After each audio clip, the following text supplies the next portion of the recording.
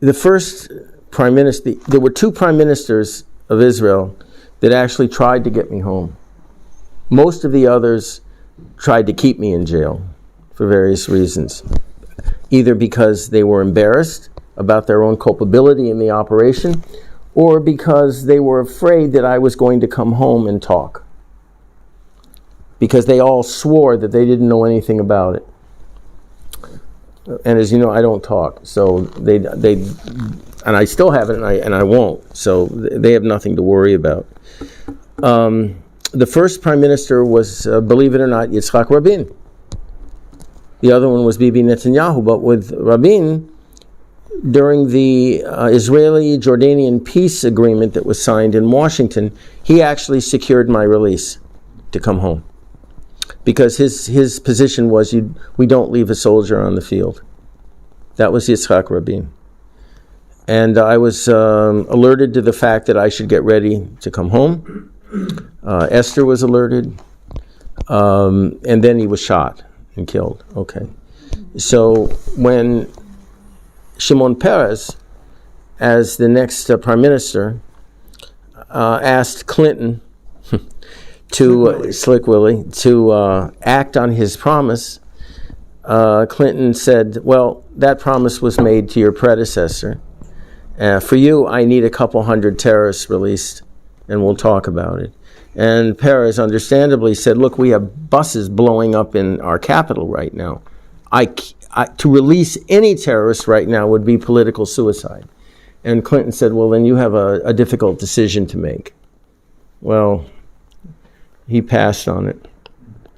There was another instance where an American spy was caught in Israel. Happened to be an Israeli intelligence officer. And the deal was he would be released and I would be released, kind of as a swap.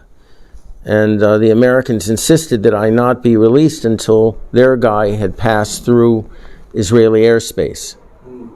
And when I found out about this, because the time for my release had expired, I asked, is this the plan? And they said, yes. I said, you guys are crazy. Haven't you watched these old Cold War spy movies where the agents cross simultaneously in the middle of a bridge? And sure enough, I was right, because the minute the American airplane passed out of Israeli airspace, the deal was off. Right. Didn't see that coming. So there was another opportunity to leave at the end of the Clinton administration with all the pardons that were issued. And Mark Rich obviously got the pardon, well, the release that I was supposed to get. I wasn't asking for a pardon, but a commutation.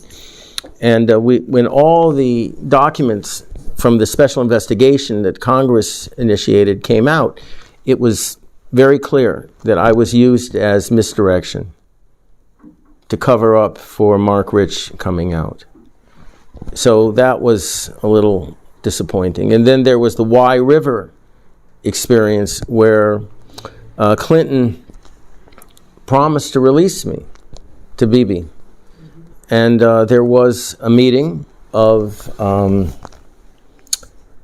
cabinet officials, American cabinet officials, and I read the transcript, where every single one of them, starting from the president down to the Secretary of State, Secretary of Defense, the Attorney General at the time, they all said that I had been improperly sentenced and should be released on the merits. But I had value as not so much as a hostage, but as a means of exacting concessions from Israel, whether it was on Jerusalem or the Golan Heights or settlement activities, whatever, but that I had value. And it's kind of shocking to read that they were so open about the fact that they knew my sentence was improper, unethical, because Ames had already been caught. He confessed to using me. And this is why when the Senate Intelligence Committee wrote to Clinton saying, we got the guy, Pollard should be released. No, because I had value at that time. So this is how it worked.